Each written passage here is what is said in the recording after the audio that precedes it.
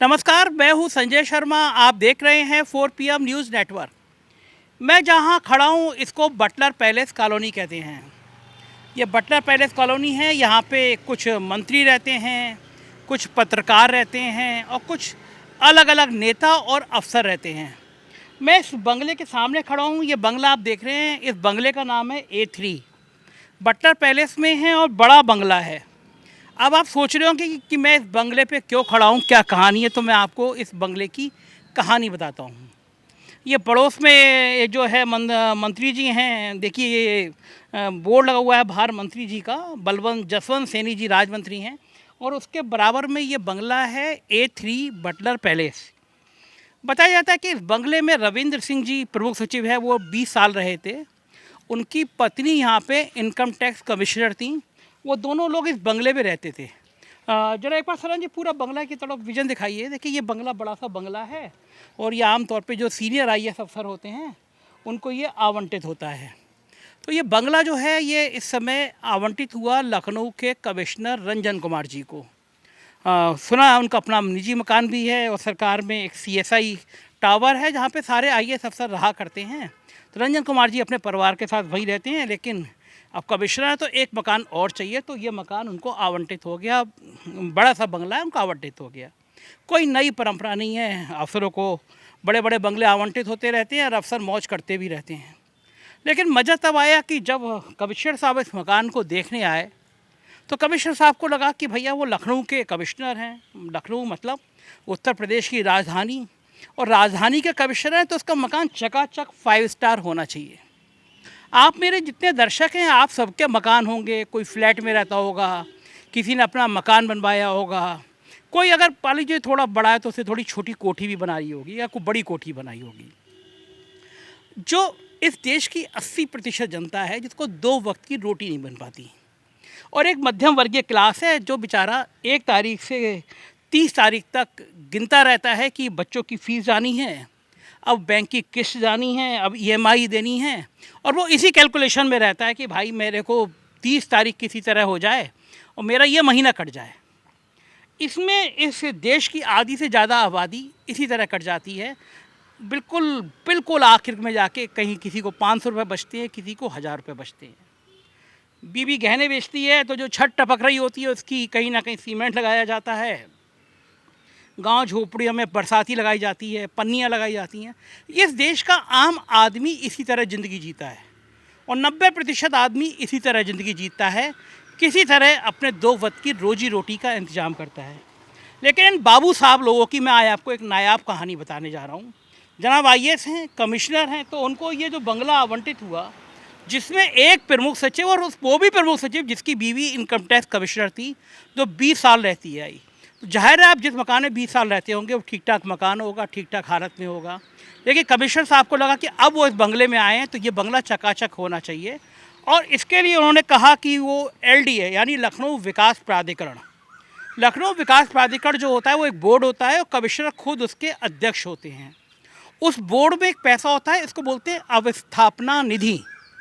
अवस्थापना निधि होती है कि शहर में कहीं कोई गली टूटी हुई है, कहीं पानी भर गया, मतलब इमरजेंसी, आप एक तरह का इमरजेंसी फ़ंड कह सकते हैं। वो बोर्ड जो होता है वो अवस्थापना निधि में करोड़ों का फ़ंड होता है। वो तय करता है कि भैया कहाँ शहर में लखनऊ में कहाँ इमरजेंसी आ रही है, कहाँ परेशानी आ रही है, तो उस फंड को वहाँ पे खर्च करें।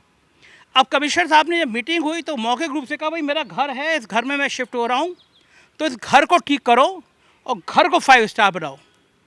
अब हम सोचो एक बड़ी कोठी में जिसमें एक IAS अफसर 20 साल तक अपनी इनकम टैक्स कमिश्नर बीवी के संग रहा होगा, इसको घर ठीक करने में कितना लगेगा। मान लीजिए इस घर को पूरा पेंट करना होगा, कहीं छोटा मोटा प्लास्टर भी करना होगा। अगर आप अपने इस घर को ठीक कराएंगे तो कितना रुपये लगेगा, 2 लाख, 3 लाख, 4 लाख। लेकिन साहब कमिश्नर साहब की जो फाइल तैयार हुई इस घर को ठीक करने के लिए वो 1 करोड़ रुपए की तैयार हुई। मतलब जब कमिश्नर साहब इस मकान में रहने आएंगे तो 1 करोड़ रुपया सरकारी फंड खर्च होगा इस मकान को 5 स्टार होटल बनाने में। ये उस राजधानी में बैठे हुए कमिश्नर हैं जहाँ के मुख्यमंत्री खुद सादगी से रहते हैं, अपने घर के AC निकलवा दिए हैं, अफसरों को निर्देश दिया है कि पैसे की बचत होनी चाहिए, फिजूल खर्ची नहीं होनी चाहिए। उन मुख्यमंत्री जी के इन निर्दोषों पे उनकी नाक के नीचे बैठा हुआ कमिश्नर अपने घर को सजवाने के लिए 1 करोड़ रुपए की फाइल तैयार करता है। अब कमिश्नर बोर्ड का अध्यक्ष है भैया, तो भला किसकी हिम्मत की इस फाइल को रोक दे। लेकिन एलडीए का चीफ इंजीनियर इंदु शेखर सिंह नाम है उनका, वो रोक लगा देते हैं। कहते हैं कि भाई ये मकान तो राज संपत्ति विभाग का है, किसी दूसरे सरकारी विभाग के पैसे पे एलडीए 1 करोड़ रुपया कैसे खर्च कर सकता है। अब साहब, राजा के आदेश पर कोई छोटा सा कर्मचारी उंगली लगा दे तो समस्या है ना। साहब, रातों रात इंदु शेखर सिंह चीफ इंजीनियर को अटैच कर दिया गया शासन में, और रिटायरमेंट के उनके 7 दिन बचे थे। कहा गया साहब इंदु शेखर सिंह पे भ्रष्टाचार की बड़ी शिकायतें हैं। ये बात सही है, शिकायतें हैं, लेकिन शिकायतें महीनों से सालों से चली आ रही हैं। इंदु शेखर सिंह 4.5 साल से लखनऊ डेवलपमेंट अथॉरिटी में तैनात थे। उनकी पत्नी बच्ची के नाम ज़मीन हथियाने की एफआईआर है, ये भी सही है। भ्रष्टाचार है, ये भी सही है। लेकिन कोई भ्रष्टाचार के आरोप वाला आदमी अगर सही काम कर दे तो आपको उसके आरोप उसी से नज़र आएंगे। सालों से वो आदमी तैनात था, कोई मतलब नहीं था, लेकिन कमिश्नर साहब की फाइल पे लिख दिया कि हम राजपंथी अधिकारी के मकान में काम नहीं करा सकते, तो 24 घंटे के अंदर उनको हटा दिया गया। अब आप ये सोचिए, ये मैं आपको एक तस्वीर दिखा रहा हूँ तंत्र की। इस प्रदेश में जहाँ पे 80% लोगों को 2 वक्त का राशन दिया जा रहा है क्योंकि खाने के पैसे नहीं हैं, उस पर यह आपके टैक्स पे 1 करोड़ रुपये घर सजाने में, इसे अय्याशी नहीं कहते हैं तो और क्या कहते हैं। लखनऊ के अफसर अपनी अय्याशी में आपकी टैक्स का पैसा इसी तरह उड़ा रहे हैं। मामला खुला, मामला चर्चा में आया, लेकिन यकीन मानिए जो मुख्यमंत्री के कार्यालय में बैठे हुए कुछ अफसर हैं, वो इस तरह के नाकारा अफसरों को बचाने के लिए दिन रात एक कर देते हैं। अब मुझे नहीं पता मुख्यमंत्री जी तक सही तस्वीर पहुंचती है या नहीं पहुंचती है। मुझे लगता है अगर ये तस्वीर पहुंचती है, आज के अखबारों में छपी खबर पहुंचती है, तो शायद मुख्यमंत्री को ये सोचना चाहिए, जो अफसर अपने घर को सजाने के लिए 1 करोड़ रुपये खर्च कर सकता है, वो इस सिस्टम को ठीक करने के लिए क्या बात करेगा, उस आम आदमी के दुख दर्द की क्या बात करेगा, ये उनको सोचना चाहिए। आइए चलते देखते हैं। अगर गेट खुला हो तो मैं आपको इस बंगले की अंदर की भी तस्वीर दिखाने की कोशिश करता हूँ। सरन जी से अनुरोध करूँगा कि वो अंदर आए। बंगले में देखिए कितना शानदार लॉन है। आप देखिए कितना शानदार लॉन है, पूरा साफ़ सुथरा घर है, गैरेज है। और ये बंगला जो है आपको चूँकि इसलिए साफ़ सुथरा है क्योंकि 20 साल तक एक सीनियर IAS अफसर अपनी कमिश्नर बीवी के साथ, इनकम टैक्स की कमिश्नर बीवी के साथ यहाँ रहते रहे हैं। लेकिन इतने सजे हुए, इतने सुंदर पेड़ लगे हुए, इतना साफ़ सुथरा घर, लेकिन इतना बड़ा घर, सब टाइल्स लगी हुई, आप सोच सकते हैं कि 1 करोड़ रुपया इसको सजाने में लगेगा। जनाब, यही हकीकत है। उत्तर प्रदेश के नौकरशाहों ने योगी सरकार पार्ट 2 में भी अपने खेल दिखाने शुरू कर दिए हैं। और जैसे मैं कहता हूं कि योगी जी कितनी भी मेहनत कर लें, कितना भी पाठ कर लें, अगर इस जैसे अफसर जिनकी नीयत अपने बंगले में सरकार का अवस्थापना निधि का 1 करोड़ रुपये लगाने की है, तो जाहिर है हालात बहुत ख़राब हैं, बहुत ख़तरनाक हैं। मुख्यमंत्री जी को पूछना चाहिए कि आखिर इन अफसर की तैनाती किसने करी।